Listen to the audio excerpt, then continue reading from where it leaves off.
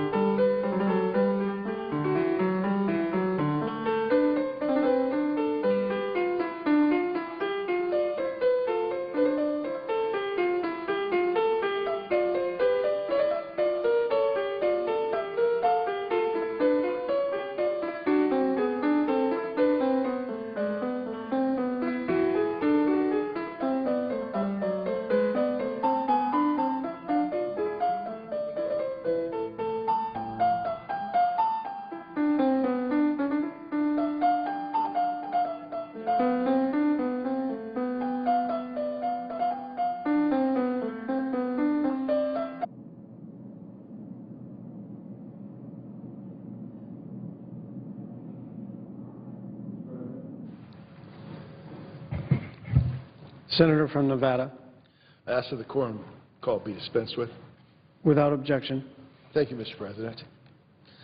Last summer, the Supreme Court nearly upheld as a tax the massive government takeover of health care in America, known more commonly as Obamacare. Since then, as the law's provisions have slowly been implemented, the size and scope of this colossal monstrosity has become clear. I opposed the Obamacare bill from the very beginning as a member of the House of Representatives serving on the Ways and Means Committee. Back then, Americans were told that Congress needs to pass the bill before they could know all that was in it. But the more the American people learn about it, the less popular it becomes. In fact, news reports tell us the administration is now looking for help from Hollywood celebrities to push a bill that many Americans clearly do not support. That tactic's been used before. In the 1950s and the 1960s, Hollywood and some athletes were used to sell and glamorize tobacco products. Today, Hollywood and some athletes are being asked to peddle the Affordable Care Act, perhaps to make up for past sins. And while the American people grow more uncomfortable with this law, the administration has allowed for $54 million to be spent on navigators to help push people towards this program. Reports have suggested that there will be 175,000 of these so-called navigators whose job it is to facilitate this law.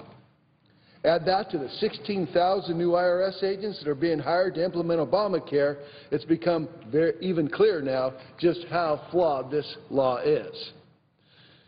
It is being widely circulated that the administration is willing to spend nearly $1 billion on advertisements to entice the American people into buying something that they don't want. The President's recent decision to delay for another year the law's mandate on employers and small businesses more compelling evidence that the Obamacare approach to health care reform isn't working and is only going to make matters worse. It's remarkable that the same day the administration pushed so hard for this health care takeover is now hesitant to put in place the very measures contained in the law, but I think the administration has a very good reason to be hesitant. Since Obamacare's inception, middle-class families have seen their premiums skyrocket by an average of $2,500. Nearly 75% of small businesses in this country have been forced to fire their employees or cut their hours and turn full-time employees into part-time workers. In fact, just last month, 322,000 workers were forced into part-time employment. So the administration has created quite the balancing act for the middle-class families. At the same time they're dealing with increased health care costs and higher premiums, they're confronted with reduced work hours and the threat of being forced into part-time positions. I say that's an unacceptable situation to put the American people in. Clearly, at a time when we're approaching 5 straight years with unemployment rate over 7.5%, Obamacare's job-crushing provisions are only making things worse for our economy, and that's why the administration is having second thoughts. Mr. President, no one argues that the health care system in this country is perfect. There are absolutely steps that we can take to increase access to high-quality, affordable health care. But Obamacare's massive expansion of the federal government's role in the health care industry isn't turning out to be the solution its supporters said it would be. That's why the architects of the legislation are cherry-picking which parts of the law to enforce, delaying some of its key provisions.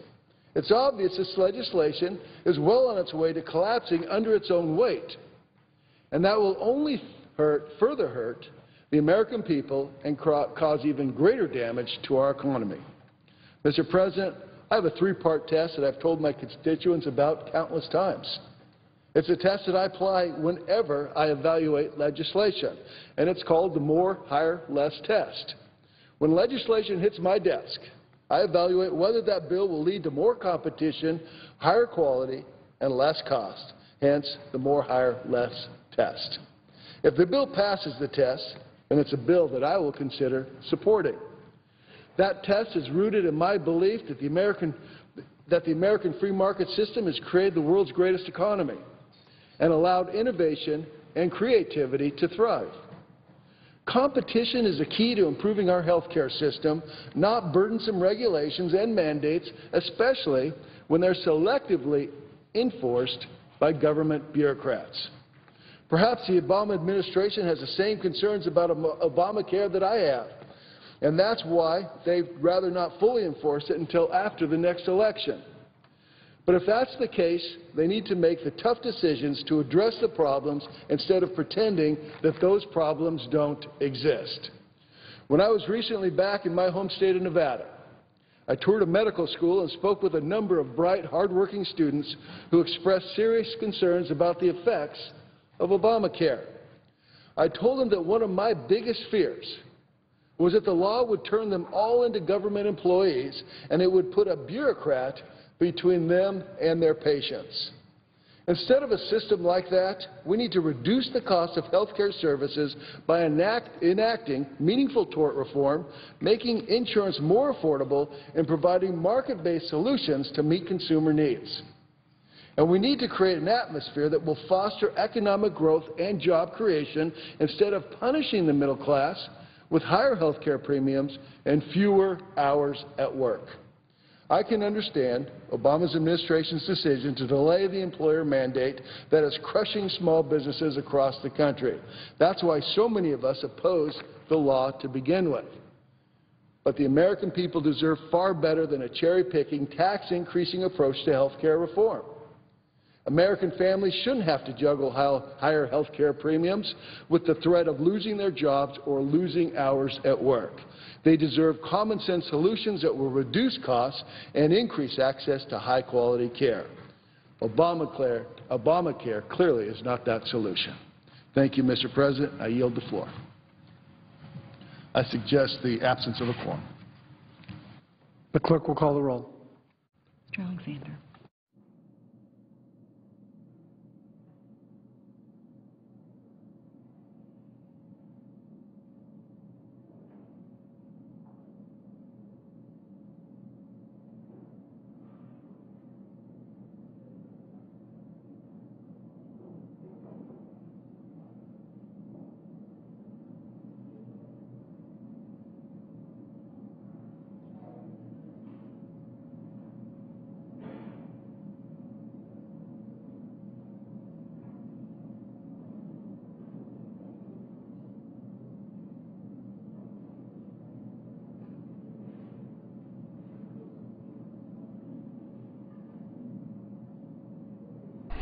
Live coverage of the U.S. Senate this morning as senators have been giving general speeches. You have also heard some lawmakers offering comments on the Transportation, Housing, and Urban Development spending bill.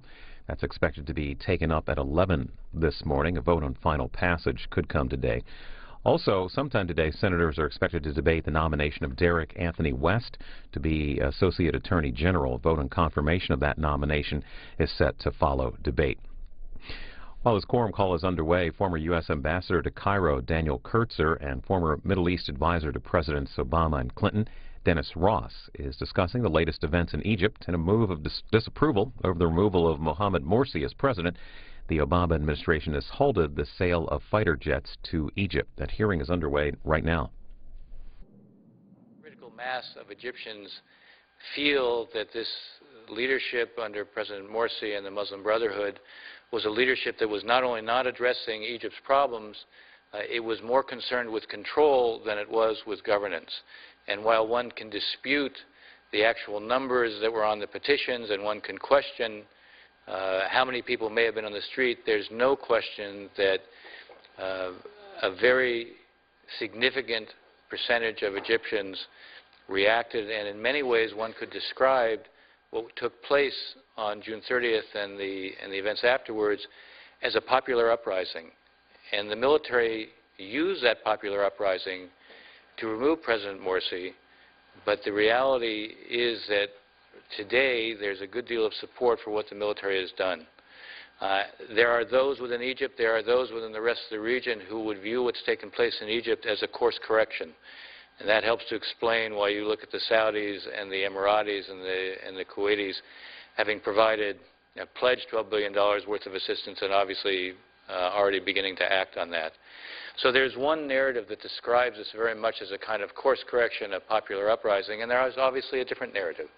And that different narrative comes from the Muslim Brotherhood and the backers of President Morsi, who see what was a legitimately elected government replaced in what they see as an illegitimate way. And they've made it very clear that they demand the reinstatement of President Morsi, and they make it clear that they will not allow things to remain as they are, and they will continue to try to disrupt life within Egypt unless he is reinstated. We have what can only be described as a deep polarization within Egypt today. And while there may be rumors that there are efforts to mediate the differences, it's very difficult to see how those differences at this point are likely to be mediated. I think that we're bound to see this polarization continue for some time. It's going to confront us, I think, with difficult dilemmas. I think we can look at the new interim government, which has many figures on it who are credible, for sure. We look at Bilawi and a number of others. They are certainly very credible figures, but I think at the same time we have to recognize that the arbiter of events today are the military. The first Deputy Prime Minister is General al-Sisi. You look at the speech he made yesterday in terms of calling on Egyptians to come out and support their effort against terrorism, which is really another way of talking about their efforts against the Muslim Brotherhood. We are in for what is going to be, I think, a prolonged period of instability. And we have big states in Egypt, as you were describing. So I think the real question for us becomes, what do we do now? It's not a simple, obviously it's not a simple answer. There are those who say that the right answer is for us to cut off assistance. I'm not one of those. It's not because I don't understand the rationale behind doing that. It's not that I don't understand the arguments that are made. The notion that it was a coup, that we have laws, that we have principles, that we have to be credible to our principles, I take all those very seriously. But I also take seriously the reality that the military's actions were supported by a significant percentage of the Egyptian population. And I also take seriously the need for us to maintain influence in the current situation. I am afraid that if we were to cut off our assistance at this point, the effect of that would be that we would lose the link we have with the military, but we would also find a backlash among the Egyptian public. The Egyptian public would look at this as an American effort, at least a critical mass of the Egyptian public would look at this as an American effort to dictate to them against the popular will. They would not take seriously our calls or statements that this is simply our law and these are our principles. We would also find it wouldn't have much resonance in the rest of the region. Most of the rest of the region, I think, is preoccupied with what's going on in Syria, and they don't see us there acting on the basis of our principles. We would also see, I think, the Saudis and the Emiratis and others very quick to fill in and take the place of our assistance beyond what they've already done. And so I'm concerned that basically the net effect of this would be that we would not have influence at a time when it's very much in our interest to try to affect what's going to happen. I wouldn't overstate the degree of our leverage, but I think it's critical for us to be prepared to use the leverage that we have. And the military clearly wants us to maintain the relationship for practical reasons. They also want it for symbolic reasons, because if we cut off the assistance, it basically reinforces the narrative that the Muslim Brotherhood has put out there, and it will make it more difficult for the interim government, for the military, to get assistance from outside the region. So the key for me is to use our leverage, not to be reluctant to use our leverage, and to use it for a variety of purposes. I ticked off a series in my testimony, but I would identify what I consider to be the most important. I think. Mr. President, this week the President of the United States, President Obama, has made yet another pivot back to the economy and to jobs. Issues the American people haven't had the luxury of pivoting away from. While the President is yet again attempting to refocus on jobs and the economy, giving speeches are not real solutions to our nation's problems. In fact, yesterday, Mr. President, President Obama said in his speech that Washington is taking its eye off the ball. Well, Mr. President, you are Washington. You've been president now for 4.5 years. These are your policies, policies that are hurting our economy and costing Americans jobs. As for taking your eye off the ball, the President appears to be swinging with his eyes closed to the impact that his policies are having on the economy in this country. You don't have to look very far, Mr. President, to see what the impact of those policies is. The Obamacare legislation is having a crushing impact on jobs in this country, a crushing impact on the economy. You look at the unemployment rate, it's still at over 7.5%, and it's been there now for 54 months. That's the worst job record of any president since the Great Depression. And the President's signature law, as I mentioned, Obamacare, continues to hamstring the job market. In June alone, the last month for which we have data, 322,000 Americans were forced into part-time employment status. These are people who otherwise would have been willing to work full-time. But because of these policies that are encouraging more employers to push their employees into part-time status, you have 322,000 individuals in this country who want to work full-time that are now having to work part-time. Obamacare and other policies put forward by this administration have been probably the best thing that's happened to part-time jobs, Mr. President. Unfortunately, for most Americans, they want to be working full-time. A recent Chamber of Commerce survey shows that nearly 75% of small businesses are firing workers or cutting hours. As implementation of the Obamacare law continues, the number of small business owners who take these steps, unfortunately, is only going to increase. According to a recent Wall Street Journal article, Rod Carstensen, owner of 11 Del Taco restaurants around Denver, began in April converting his mostly full-time workforce into one comprising mostly part-time help to minimize his health care costs.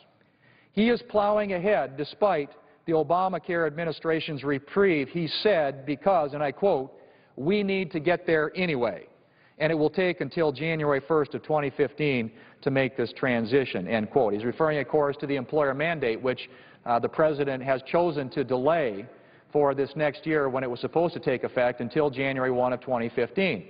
Most employers, unfortunately, are not taking great consolation in the fact that this is being delayed by a year. They know at some point they're going to have to comply with it. And so they're taking those steps already, which is adding and fueling the data, the numbers I just mentioned with regard to people being forced into part-time jobs. Americans are facing decreased hours, which means decreased wages. Additionally, families are facing higher insurance premiums, which further erode their disposable income. and opportunities to invest in a new home or a better education for their children. A growing number of Americans are realizing that Obamacare is the wrong prescription for families who are at the mercy of an already struggling economy. The administration has been forced to concede that the employer mandate, which was a key component of the Obamacare legislation, is broken and unworkable, which is why they've delayed it. And we're starting to see Democrats who have historically been supportive of the law suddenly jumping from the Obamacare sinking ship. On Monday, a headline in the Washington Post read, and I quote, "Moderate Democrats are quitting on Obamacare," end quote. The article disclosed that fewer than 50% of moderate to conservative Democrats now support Obamacare, which is down more than 25 percentage points since 2010 when it passed. Congressional Democrats are also becoming increasingly skittish about Obamacare. The House vote last Wednesday on the employer mandate delay passed 264 to 161. 35 Democrats joined 229 Republicans in support for that bill. Additionally, there were 22 House Democrats who voted to delay the law's individual mandate. Even a Democratic senator has introduced legislation for a 2-year, not a 1-year, but a 2-year employer mandate delay. In a recent letter to the Democrat leadership, 3 large unions expressed grave concern with the law, led by the Teamsters Union, the organization that Jimmy Hoffa leads. And once some of the biggest supporters of Obamacare penned a letter, 3 major unions penned a letter basically saying that the health care law will, and I quote, shatter health benefits and cause, and I quote, nightmare scenarios. Shatter health benefits, create nightmare scenarios. That is what the unions are saying. The unions also slammed the law for defining a full-time employee as one who works less than 30 hours. The unions went on to say in their letter that the law, and I quote again, will destroy the foundation of the 40-hour work week that is the backbone of the middle class. Mr. President, and I end quote again, Mr. President, it's very clear that even those who were vocal, those who vigorously defended and supported the Obamacare legislation recognize this is not working and are making it abundantly clear in the statements that they're now making. Just yesterday, as I mentioned, the President delivered a speech aiming to yet again pivot, as he says, back to jobs and the economy. He used this speech to kick off another campaign-style tour of speeches in hopes that touting his continued commitment to an economic recovery will overshadow these harsh realities of Obamacare and other economic woes that plague this country. During yesterday's speech, the President claimed that he is dedicated to the middle class and growing the economy from, quote, the middle out. Well, Mr. President, what do these concerns tell you about the state of the middle class? Hardworking Americans are now fearful about their job security, about their health care coverage, and their ability to make ends meet, all because of this catastrophic law. The President's strongest political allies who represent millions of workers say the President's signature domestic achievement is, and I quote again, destroying the backbone of the middle class. Well, Mr. President, although the President continues to pivot to and away from these issues, Senate Republicans have remained focused on creating jobs and growth in this country. It is time for a real recovery. The American people are ready to get back to work. For 54 months now, we've seen unemployment at or above 7.5%. And that number does not reflect the people who've given up looking for work. Now, let's remove the heavy hand of Washington regulations from our job creators. Let's create certainty for employers so that they might hire new employees, not cut the hours of those they already have. Let's spare the middle class from premium increases. Seen studies all over the place that suggest for families, for individuals, that premiums across this country are going up. According to Kaiser, for families, $2,500. Well, in order to achieve the goals of addressing these issues in our economy, Mr. President, we have got to start with a permanent delay of Obamacare for all Americans. Not just for the employers, not just the employer mandate, but the individual mandate, the other regulations that are 20,000 pages high, 7.5 feet tall, is the number of regulations that have already been promulgated to implement this law. And it continues to grow by the week.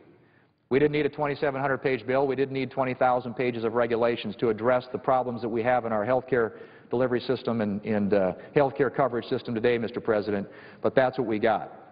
But the President's jobs-killing tactics don't stop just at health care. The President's proposed climate change regulations alone would cost 500,000 jobs and reduce household income by up to $1,000 per year.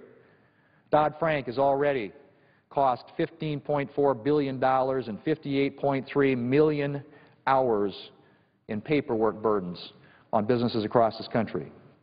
Rather than more campaign-style speeches touting the same old flawed ideas, the President should work with Congress to put more Americans back to work. By working together, we can enact meaningful regulatory reform that will provide relief to employers and to employees alike.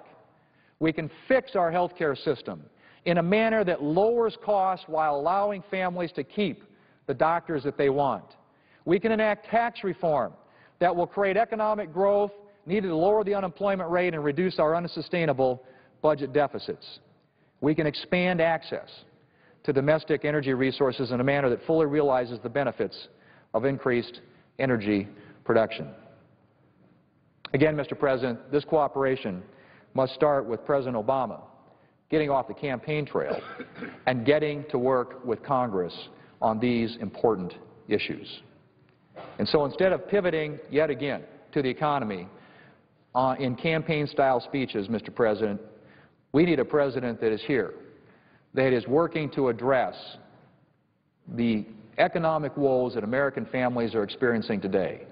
And if you want to start by going out and touting things that you're going to do for the economy, start right away with approving Keystone Pipeline.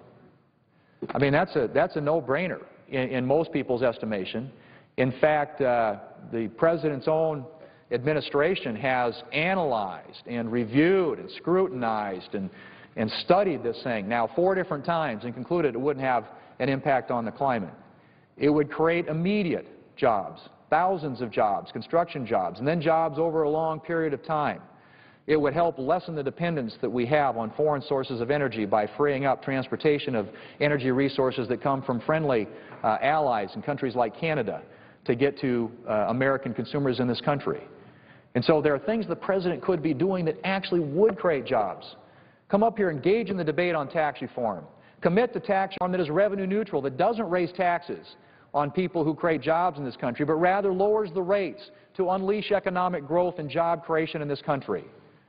And work with us to repeal, delay, permanently delay the Obamacare regulations that are crushing jobs in the economy, and as I pointed out earlier, forcing more and more Americans into part-time jobs, forcing employers to either cut and reduce their workforce or not hire people they otherwise might hire, and raising premiums for hardworking middle-class families. Mr. President, it's not Washington that doesn't have its eye on the ball. It's you that doesn't have your eye on the ball. We need you to focus like a laser on the economy and recognize that you can't close your eyes to the harmful economic impact that your policies are having on way too many middle-class Americans and small businesses who create jobs in this country to generate the economic growth that's necessary to improve the standard of living and the take-home pay of every American family. That's what we need, Mr. President.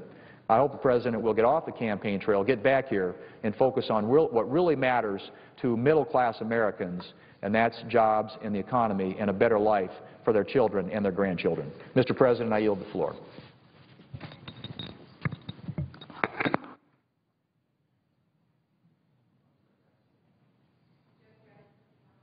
The clerk will call the roll. Mr. Alexander.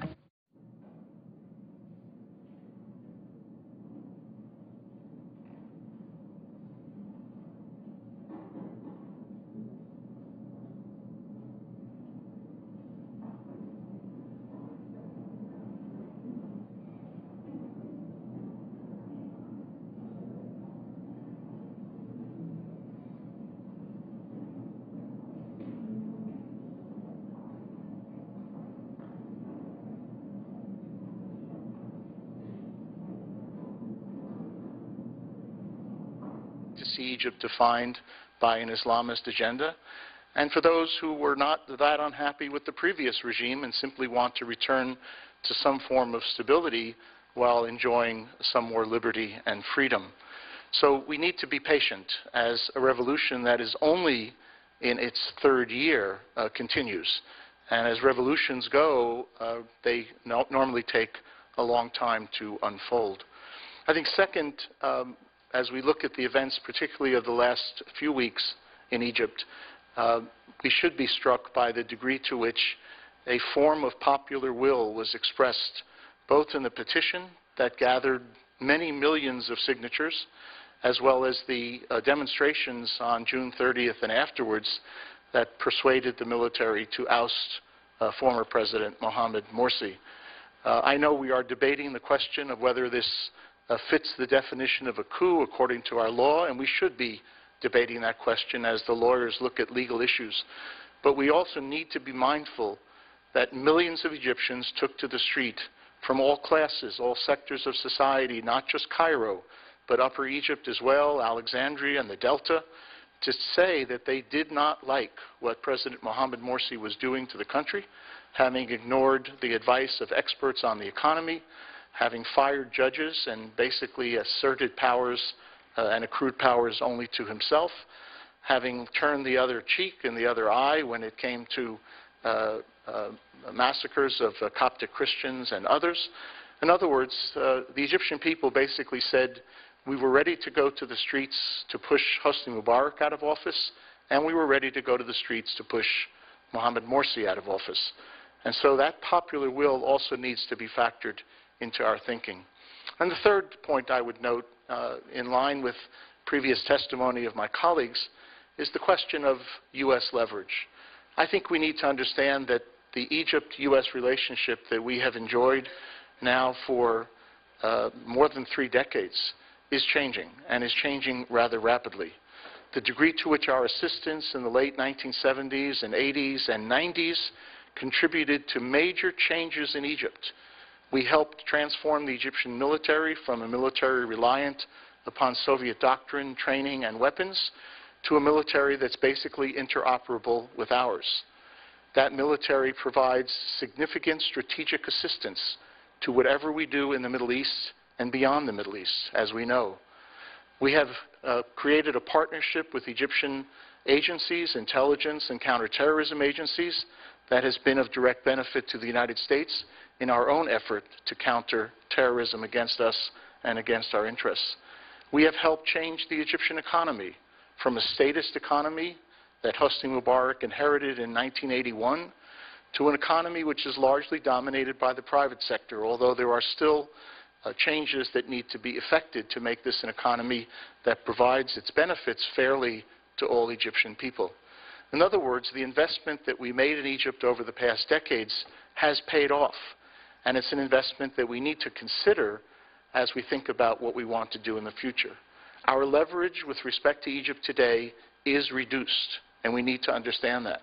And the degree to which we do can help us see Egypt through what some are calling a second chance in its own revolution, but a second chance also for us to redefine this important strategic relationship.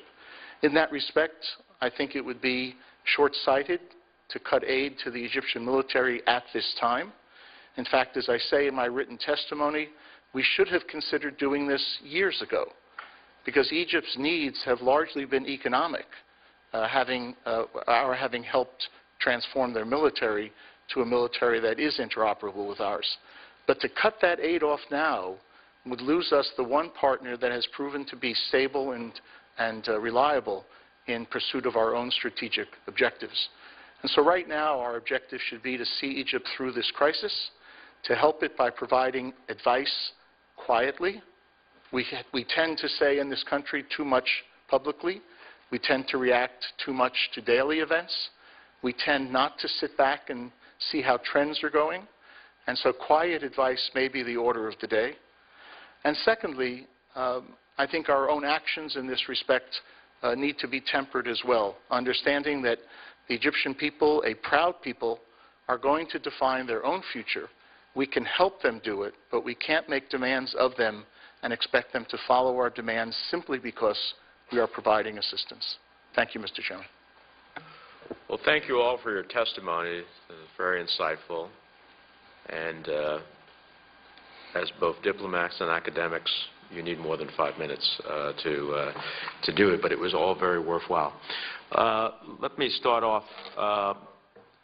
I am concerned, and I'd like to hear your views. I think Egyptian society believes that the United States somehow sided with the Brotherhood in a way that was against their will. And I sense that from conversations, from civil society, from reading. And if we were to cut off the aid now, would that not, in that civil society, reinforce the view that that is, in fact, the position of the United States? What would you say to that? Yes, I do think that would be the effect. Whether the perception was correct or not is immaterial. It existed. And if now we were seen as cutting off the aid, it would be seen as being a statement that we were siding with the Brotherhood against, as I said, what I think is a majority of the public. I'm not saying it's a wide majority, but I think it is a majority of the public, and we would be seen as trying to dictate against the popular will. So I think it would produce a backlash. It would not yield us any benefit, and that's one of the reasons I don't favor it. Anyone else want to venture a comment? Yes. Senator Menendez, you're quite correct that a lot of Egyptians think the United States sided with the Brotherhood, and before that they thought we sided with the Supreme Council of the Armed Forces. So we've had a situation where Egyptians of all kinds, whether they are secular or Islamist, take a dim view of U.S. policy because they view it as having been without principle and narrowly self-serving, that we stuck close to Mubarak when he was in power, then the SCAF when they were in power, then Morsi when he was in power.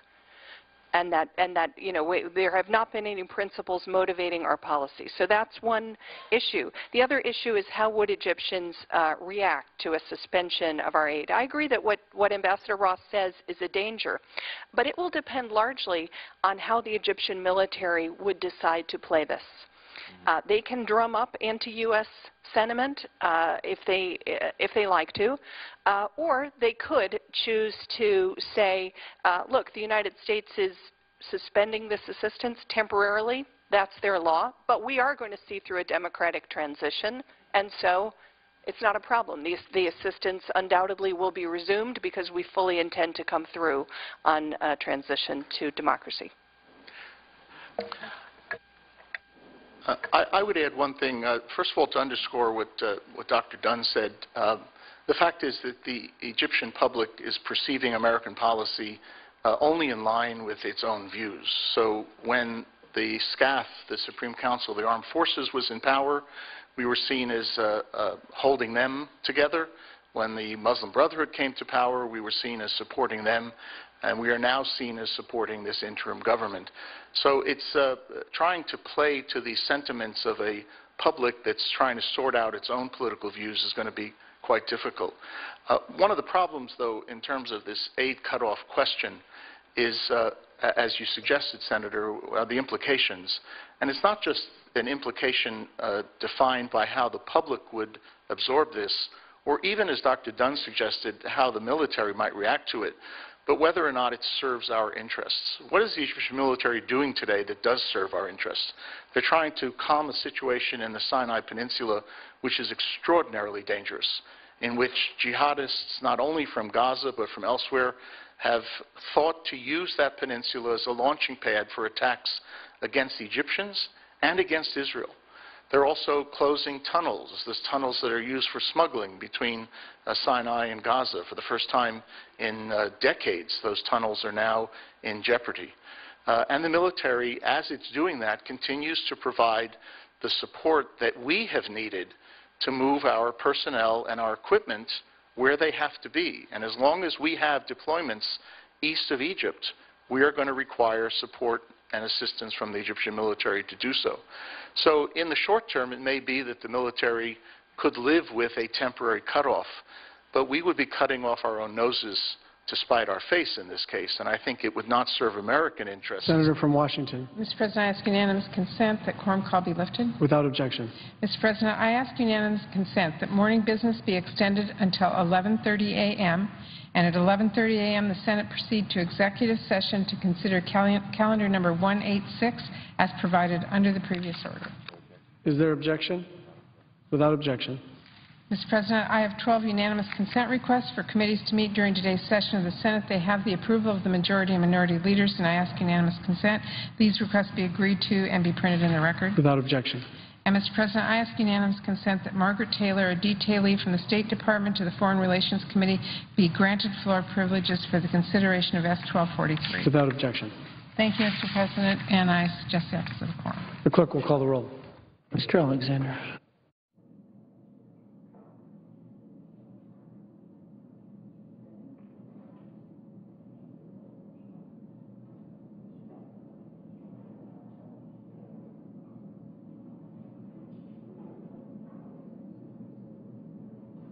Is democratic governance that protects the rights of religious minorities and women.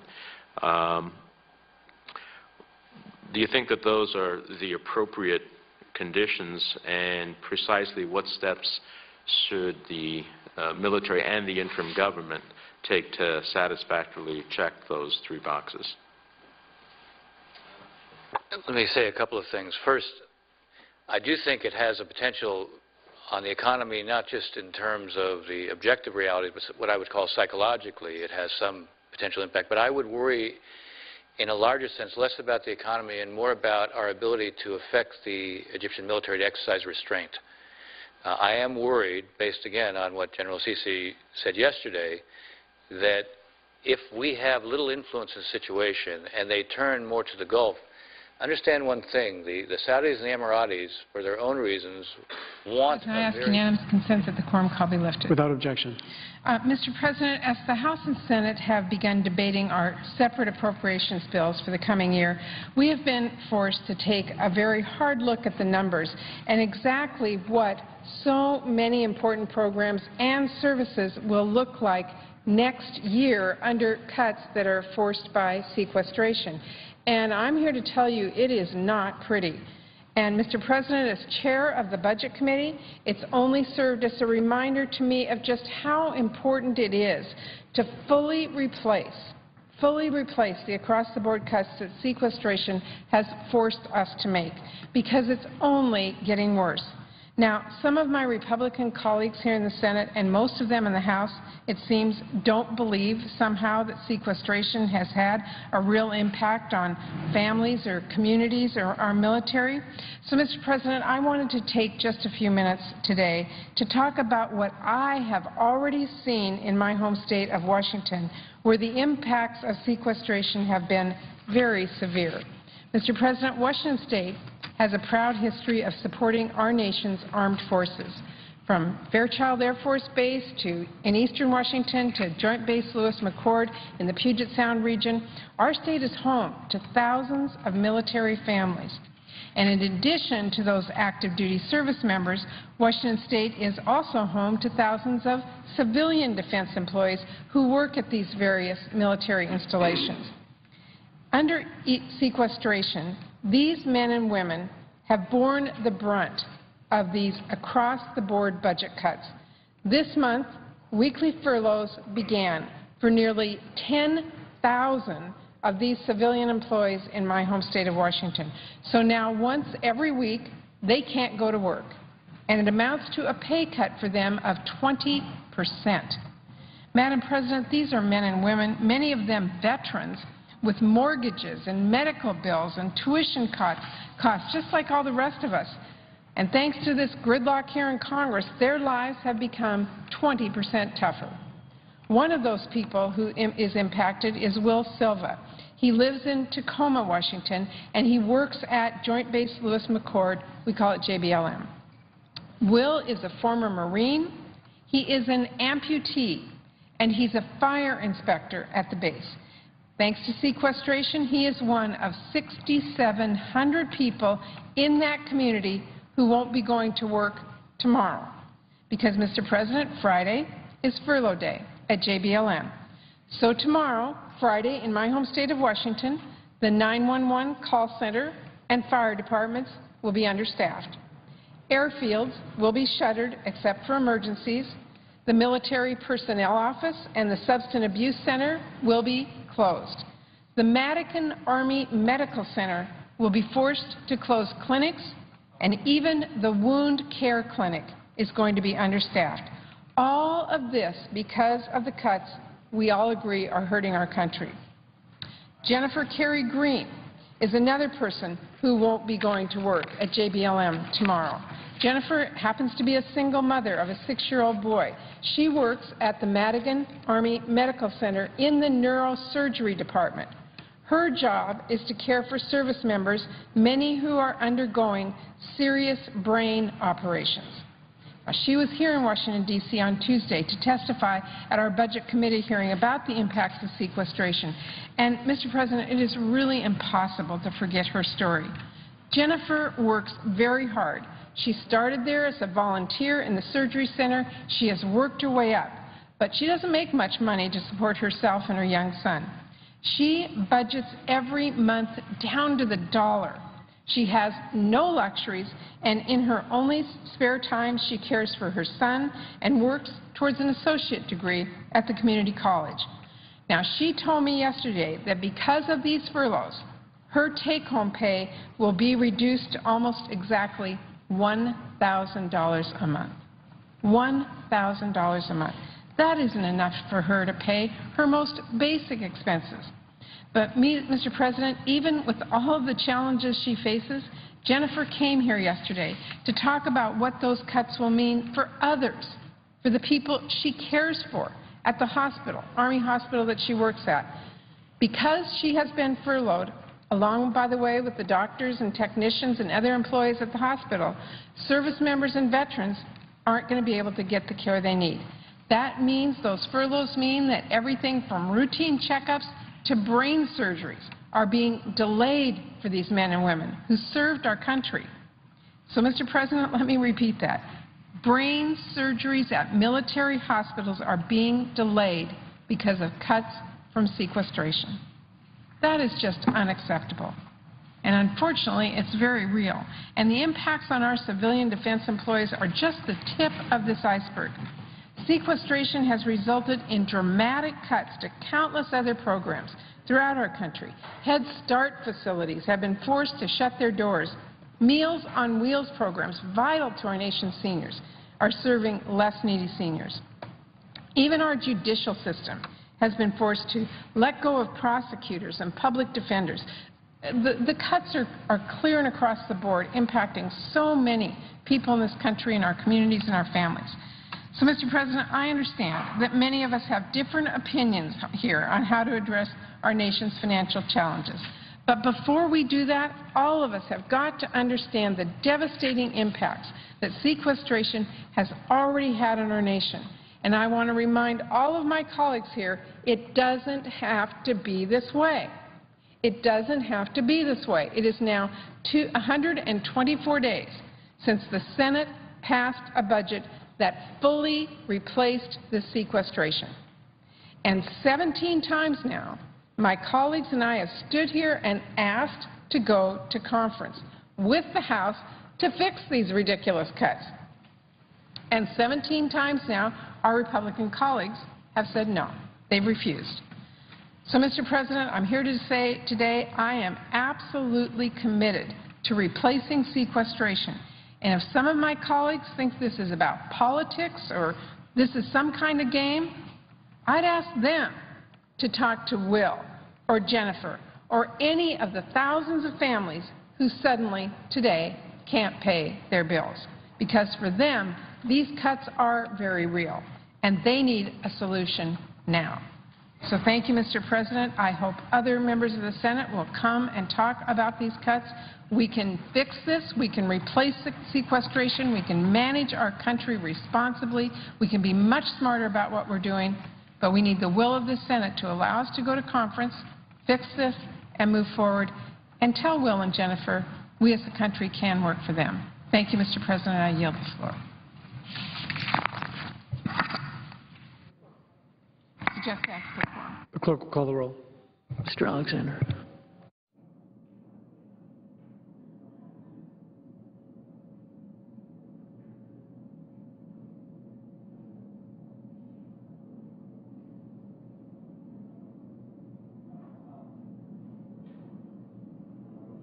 Say they've tried to include them in this process and been spurned, so which is it?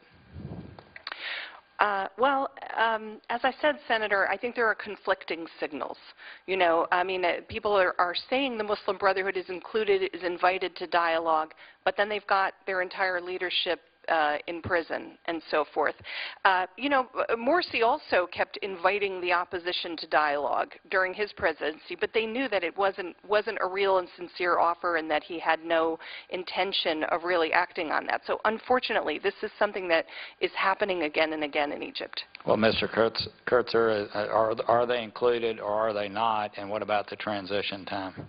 Well, on the transition time, Senator, we can't have it both ways. On the one hand, we are pushing very hard for the military to truly go back to the barracks, which we all favor, and I think the military would prefer to do that as well. And on the other hand, we can't complain about a short transition period. I think we're going to have to abide by Egyptian will in this case. Now, it is a very fast, perhaps too fast process that they're expecting.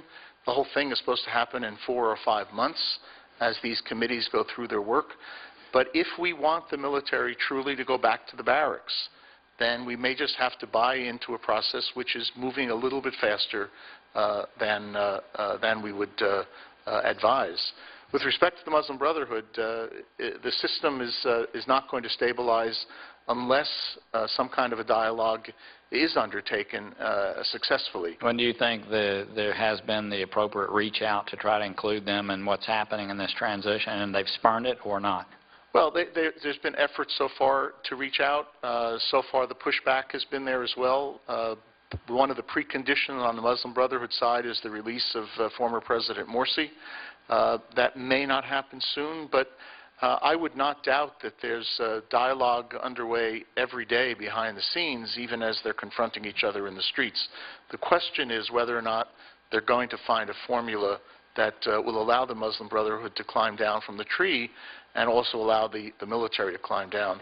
In this respect, we saw before the ouster of Morsi that the European Union, with its diplomats, had actually come quite close to persuading the Morsi government to undertake some reforms. And it may be that there's also diplomatic activities going on behind the scenes in this direction. Before stepping back to a bigger picture, if I have time, we read this morning about what's happening at the border crossing. I was in Rafah in Gaza not long ago, and, you know, to act as if there's actually border control was a joke. I mean, anything you wanted was coming through the tunnels. It was very sophisticated. All of a sudden, the military has moved to close that off, which is a huge change in activity there. Do we have any idea what's driving that abrupt, I would say good change, but what is driving that? I think it's being driven by a couple of factors, but it all revolves around the perception of the military of Hamas and what Hamas has been doing. There is a narrative that is built up in Egypt that Hamas has been very active within Egypt itself, and I think there's also a perception that this movement through the tunnels was a two-way movement, and therefore it threatened Egypt, and you have jihadis now in the Sinai, and I think part of the closing of the tunnels is trying to affect that two-way traffic. There's also, Senator, a backstory that's emerging. There's a Reuters piece that I saw this morning that suggests that the military some months ago asked Morsi for approval to undertake a major security operation in Sinai. And Morsi's response, according to this article, was that he would not authorize actions by Muslims against Muslims. So the military has been stymied in its effort to try to restore security in Sinai, and I think we're now seeing the first effort by the military to do what it wanted to do over the past year. Thank you for your testimony and for being here, Mr. Chairman. I'll wait till the next round. Thank you. Senator Boxer. Thank you so much, Senator Menendez, Senator Corker, for this opportunity to listen to people who are experts on this. And I'll tell you, we need to hear you because so much of the situation is nuanced. And so cutting through that nuance is sometimes difficult if you're not very familiar with it. I just would like to say, just to Dr. Dunn, on the issue of whether aid to Egypt gives us leverage. I'm not asking a question, I'm giving an opinion, which you don't have to share.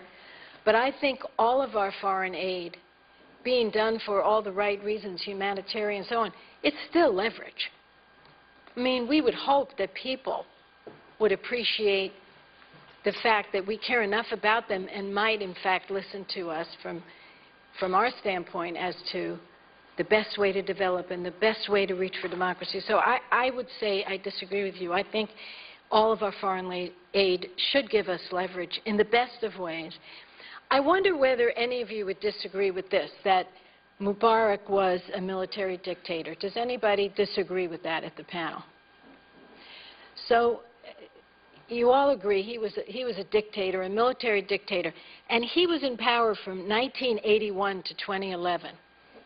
So I really think for those of us who were, all of us who were stunned with the popular uprising, and you know, if you call it a popular uprising, you're showing some kind of a bias. If you call it a coup, you're showing another kind. But whatever you call it, it can't be, when you think about the fact that here is a people who for 30 years had a military dictatorship and no rights and no ability, they're struggling to figure it out. So I want you to help me figure it out, bringing all of your thoughts to the table and your biases, as we all have them, some way or another. Try not to, but we might. So what I took from all of this is that there was an absolute fear on the part of, let's say, a majority of the people there, slim or larger, that Morsi was not living up to his commitment to be inclusive. And that's why, Dr. Dunn, when you explained that this temporary government is including Islamists as well as secularists, I think that's what you said, although not necessarily the Brotherhood, they're reaching out. I mean, isn't that the point? What he promised was everyone would be brought in. So my sense of it is this absolute fear that Egypt was moving in a direction that was very dangerous, and that if something wasn't done, they'd lose their chance at true democracy. Now, am I conflating things? Am I being too simplistic? But I would like to know, if you were to analyze why it happened, how would you explain why this happened after an election? And I'll start with Dennis. I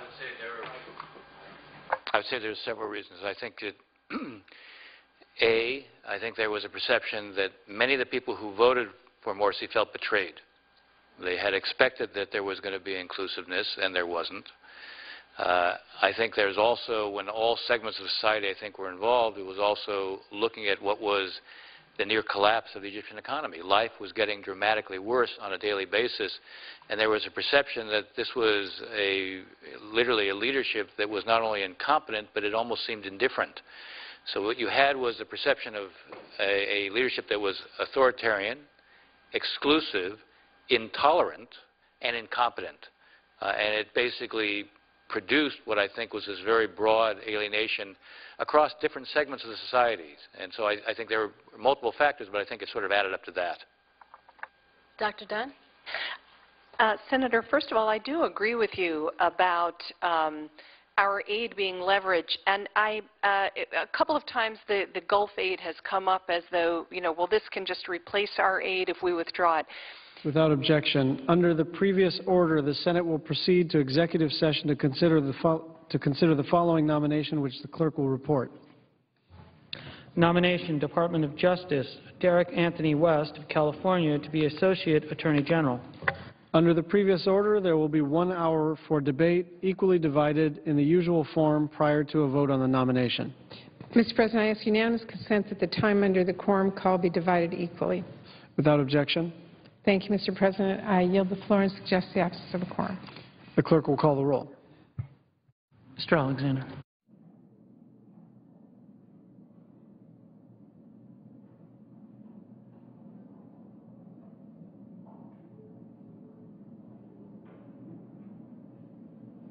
was circulated, these enormous demonstrations were asking for an early presidential election. That's not what they got. And my concern is that what was done, the removal of Morsi by coup and so forth, has damaging implications. And I think we're seeing them right now in the streets of Egypt. So that's, that is my, that's my concern. And do you have anything to add to that? Yeah, Senator, I think if you look at the actual voting patterns that brought Morsi to office, you would see that his support was much broader than just Islamists. And therefore, as you suggested in your question, there was an expectation that he was going to reach out beyond his own constituency. So he certainly failed these additional voters who had decided on him as opposed to the former General Ahmed Shafiq, number one. I have one last question because my time is running out. I appreciate it so much. I want to talk about Syria, have you talk about Syria. We know that Morsi was very, very strong, had a strong relationship with the rebel forces, at least part of them, and they were very committed. They took a lot of refugees in. What do you think is going to happen now in terms of the relationship in that terribly tragic situation in Syria? We'll start with Dennis. Well, I do think it's complicated now from an Egyptian standpoint. I think Morsi was perceived as in a sense, supporting the call for jihadis to go to Syria. And I think there was a big fear that suddenly you'd have these guys go to Syria and then they'd come back and you'd recreate a little bit of what happened in Afghanistan and what happened when those people came back to the countries that they had left. So I think that drove some of that. I think there's probably somewhat of a retrenchment right now in terms of Egyptian attitudes. I do think what the chairman was saying is legitimate, that we really don't want to see them stop being a place where people who are fleeing should be able to come. So I think this is one of the issues that we should be prepared to emphasize in dealing with the Egyptians. Egyptian policy towards Syria is in flux right now, and it's rather unclear. There's a certain tendency to do the opposite of whatever it was that Morsi did, and we have seen this backlash against Syrians inside of Egypt. At the same time, though, I think the fact that the new Egyptian government is going to want to have a close relationship with Saudi Arabia and the UAE and Kuwait will mean that they will want to be within that Arab consensus, which still is that President al-Assad should go. I think what we're going to see actually is a revival of what has been a dormant Egyptian diplomacy. You now have a very strong foreign minister in place, Nabil Fahmy, whom many of you know quite well. And Egypt has always believed that it is a diplomatic leader in this region. So you've had Arab policies towards Syria. You have not had a concerted effort to align those policies. And I think you may now see an Egypt that tries to strike a leadership role in defining what the Arabs can do to effect change in Syria. Thank you. Thank you. Senator Rubio. Thank you, Mr. Chairman, and the ranking member for holding this hearing. So first, let's kind of define what our goal here is with Egyptian policy. And I think in two of the written statements here today, it really does a good job of crystallizing it. Ambassador Ross, you state, certainly we would like to see Egypt proceed on a path that promotes a representative, inclusive, tolerant government that tackles its problems and respects minority and women's rights and fulfills its international obligations, including its peace treaty with Israel. And Dr. Dunn, you also stated, Egypt can only be a reliable security partner for the United States and a peace partner for Israel if it is reasonably stable, and it will only become stable once it develops a governing system that answers strong popular demands for responsiveness, accountability, fairness, and respect for citizens' rights. I thought that was very well stated, and it gives us our goal for what our policy should be. So what we're trying to figure out is what can U.S. policy be that moves Egypt in this direction. I think you would all agree that it is impossible to have that kind of Egypt unless the rights of everyone are respected, including, for example, the rights, and I'll use this as an example because I think it's particularly acute, of the 10% of the population which are Coptic Christians. And there's a real challenge in that regard. The Egyptian Initiative for Personal Rights has stated recently that the post-Morsi security apparatus, which are the folks that are now in charge, have acted slowly and not performed their legally mandated role, failing to intervene to protect citizens, meaning Christian citizens and their property, despite prior knowledge of these attacks and even the presence on the scene during some of these attacks.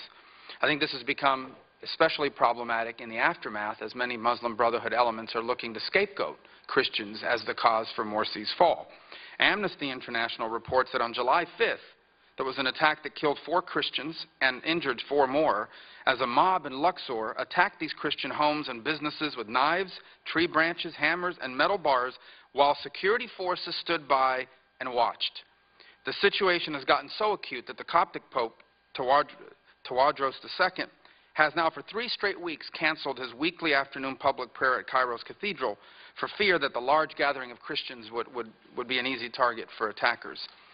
So my first question is, in your opinion, as these attacks are happening and we're getting these reports of the security apparatus not doing anything about it, is this an unwillingness on their part to do anything about it? Is this their inability because they're not properly trained and equipped to do anything about it? Why are we hearing these reports that they're not doing anything about it? And by the way, there are instances of this happening after Mubarak but before Morsi as well. Why are they not doing anything about it? Because they can't or because they won't? You know, I have a suspicion that it's a little bit of both. I think there is a question of capability. I think there's a question of priority. I think there's a question of which battles do they want to fight. I think all these things are probably coming into play right now. But I do think this is one of those areas of acute concern for us where I would like us to be able to retain some influence to try to affect their behavior. Everyone, go ahead. I'm sorry. Senator Rubio, there has been, a long history in Egypt of attacks on Christians and so forth, and there has been a tendency to sort of sweep them under the rug, to try to quiet down the communities after these things happen and not to really bring people to justice over these kind of crimes. Well. This was unfortunately during Mubarak, during the rule of the SCAF, and during the time of Morsi, and now. What's the common thread? An unreformed security sector is what we are seeing, a security sector that really does not take the rule of law seriously at all and basically makes its decisions on the political basis. Well, let me tell you why I raise this beyond the moral aspects of it, because I do agree that we need to be engaged and that our foreign policy, our foreign aid programs for all nations, as Senator Boxer pointed out, not just Egypt, should further our national interest. It's in our national interest that Egypt be stable. I think we all agree that Egypt cannot be stable if 10% of the population feels not just unrepresented in the political branches, but unsafe, that the security apparatus doesn't protect them. And so with that in mind, I think this, and insisting on this, should be a critical part of aid moving forward in terms of our insistence that our aid go towards this and that, in fact, they respect these rights. And that's why I question, for example, the need for more F-16s, because I'm not sure what F-16s could do against a mob armed with tree branches and hammers. And beyond that, I would argue that I think we would all agree, and maybe you can elaborate more on this, that until this issue is resolved, until 10% of the population, that by the way has a long historical presence in Egypt and as a significant part of Egyptian society, until the 10% of Christians and other religious and minority groups and women and everyone else in Egypt feels like they are truly have a voice in government, but are also safe and are able to prosper economically and individually, that you're not going to have the kind of stable Egyptian state that we desperately want, not just for the security of the region, but the peace treaty with Israel, etc. Should not our foreign aid with countries like Egypt and others be not just geared towards giving them this capacity, but conditioned upon them taking significant steps to ensure that issues that undermine their stability are addressed? Senator, I agree with you fully that the issues that you enumerated in your opening remarks are critical interests of the United States.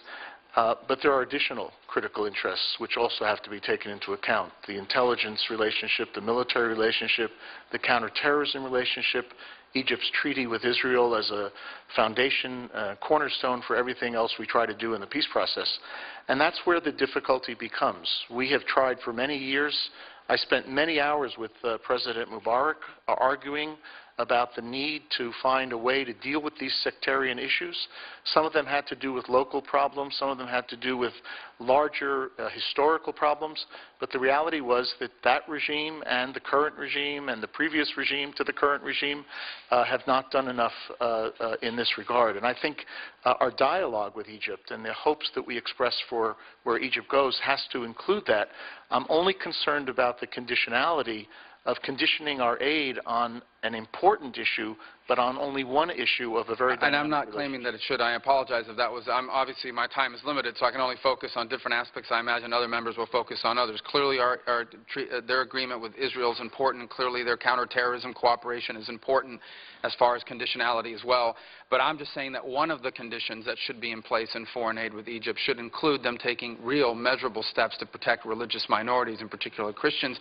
And not just that, but the aid we give them should be aid that builds that capacity. And I'm worried that a lot of our aid is geared towards military capacities that they quite frankly don't need. As far as I know, I'm not sure that Egypt is in threat of being invaded by any of their neighbors.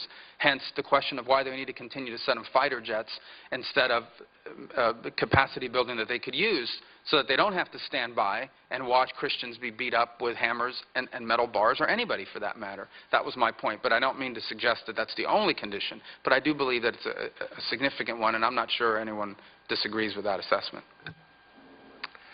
Thank you. Senator Cardin. Mr. Chairman, Ranking Member, thank you very much for this hearing. I think it's critically important that our committee be engaged as the circumstances are unfolding in Egypt. As a senator from Maryland, we have a personal involvement here. As I'm sure the committee is aware, at the end of June, Andrew Proctor, a 21-year-old college student from Chevy Chase, Maryland, who was in Egypt to teach English in Alexandria to Egyptian youth, was killed during a protest. So we have felt it personally in our state. Ambassador Ross, you got my attention when you used the word prolonged. This could be test our patience as we continue to observe changes in Egypt. I want to talk about our policies in Egypt as to how it affects the region. We've talked about the U.S. aid from the point of view of our influence in bringing about changes within Egypt. I'm concerned also about what impact it has on the region. The U.S. aid to Egypt was basically part of the peace accords reached between Egypt and Israel. The peace agreements between Israel and Jordan, although solid, the circumstances in Syria have raised question about the stability of Jordan. And we have all seen the on-again, off-again negotiations between the Israelis and the Palestinians, and there has been little hope of progress being made in that direction.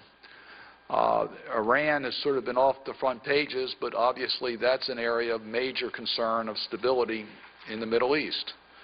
So I would like to get your assessment as to how our involvement in Egypt, particularly as it relates to the foreign aid issue, but just generally, could affect the region if we were to jeopardize the flow of funds. Would it weaken the commitment or the ability to argue for the adherence to the peace agreement with Israel? Would that be more in jeopardy or not?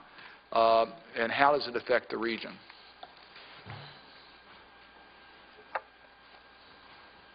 It's easy to say that in the end the Egyptian military has its own interests and it should have its own interest in preserving the peace agreement with Israel, and I think at one level that's true.